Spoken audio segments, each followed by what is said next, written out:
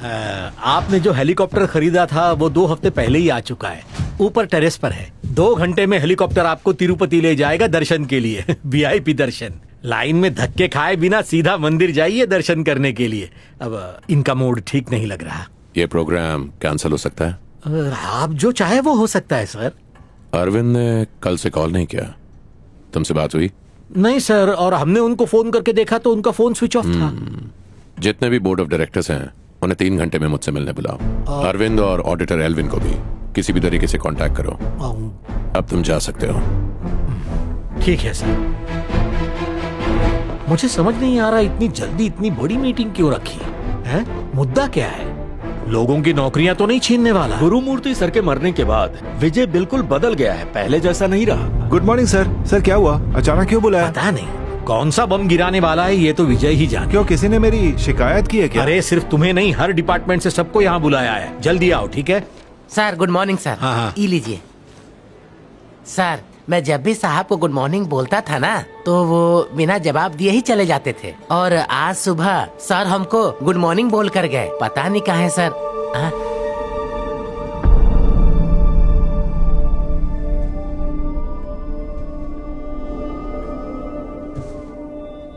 रिश्ता नहीं रखना था तो मुझसे कहा क्यों नहीं? तुम पहले तो इतने डरे हुए कभी नहीं रहते थे। तुम मेरे विजय नहीं हो सकते। बाय।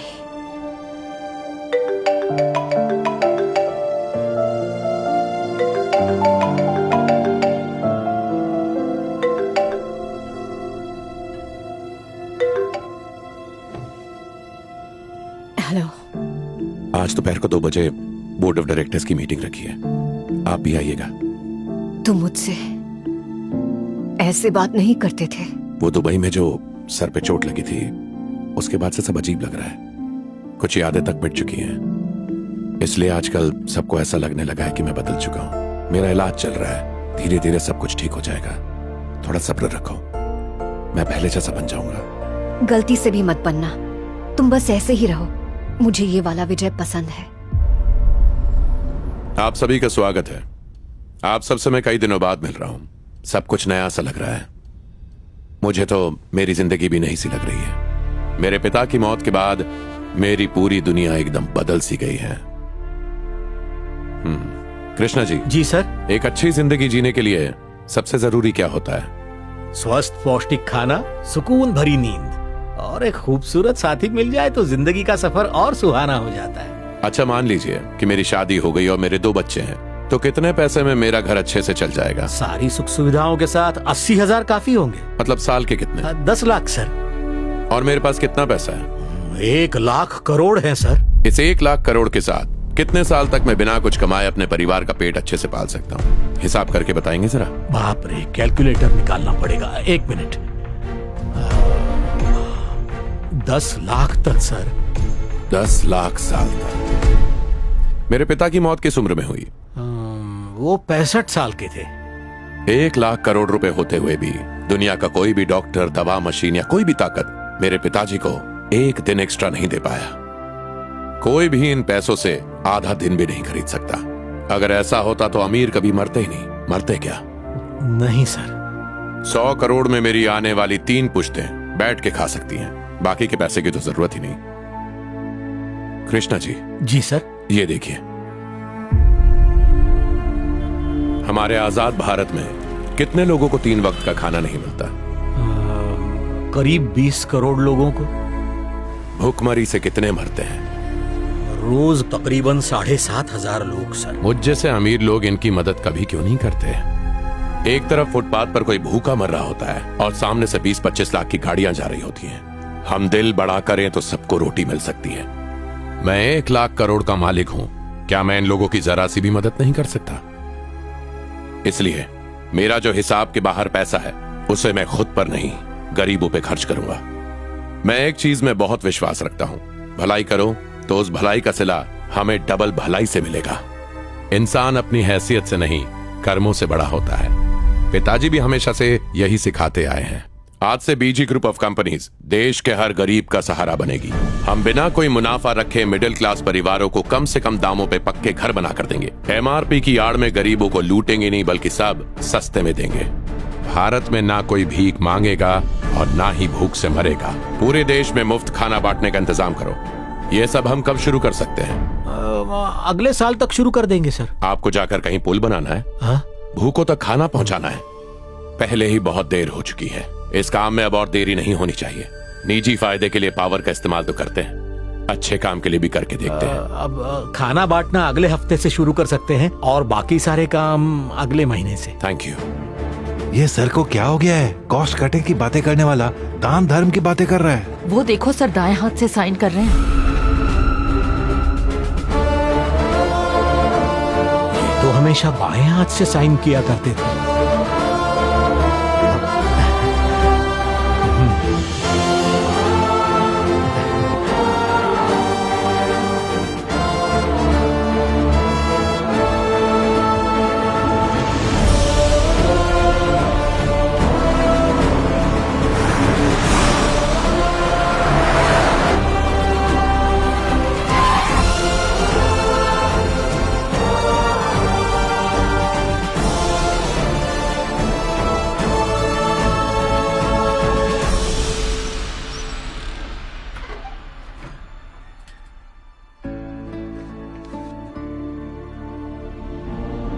मुझे यहाँ नहीं रहना भैया, मुझे भी अपने साथ ले चलो, मुझे छोड़ के मत जाओ। मुझे अपनी बहन से मिलना है साहब, मैं उसके बिना नहीं जी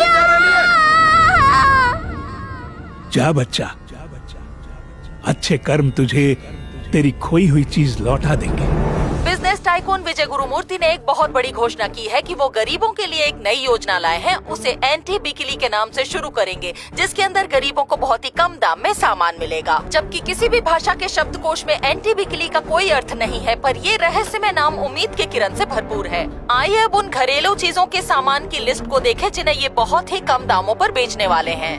3 रुपए में साबुन, 7 रुपए में पेस्ट और ब्रश, 9 रुपए में 1 किलोग्राम अच्छी गुणवत्ता वाले चावल, 10 रुपए में रोजाना की सब्जियां, 12 रुपए में 1 किलोग्राम चीनी, 20 रुपए में 1 लीटर दूध, 30 रुपए किलो तूर दाल, 40 रुपए में 1 लीटर पकाने का तेल, 15 रुपए में चप्पल, आसान किश्तों वाला 23,000 का घर। आइए अब हमारे रिपोर्टर से इसके बारे में और जानकारी लेते हैं। विजय गुरुमूर्ति के एंटी बिकली के बारे में लोगों की राय बताइए।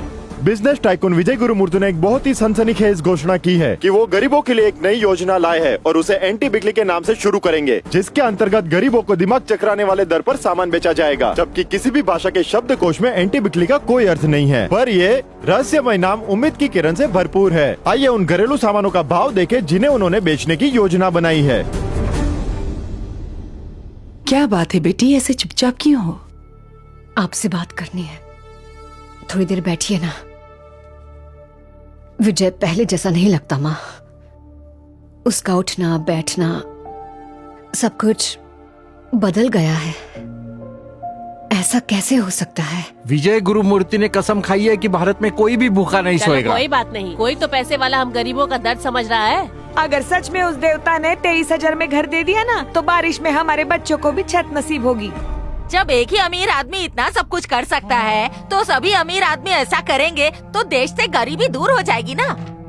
ये विजय गुरुमूर्ति पर कौन सा भूत सवार है? एंटी बिकली योजना मार्केट में आ गई तो लोगों के धंधे ठप हो जाएंगे। महंगाई ही तो हमारा वो हथियार है जो उन्हें गरीब और हमें अमीर बनाता है। खाना, कपड़ा, दवाइयाँ, अब बस खंबा सस्ता करना बचा है। घर भी सिर्फ 23,000 में देने वाला है।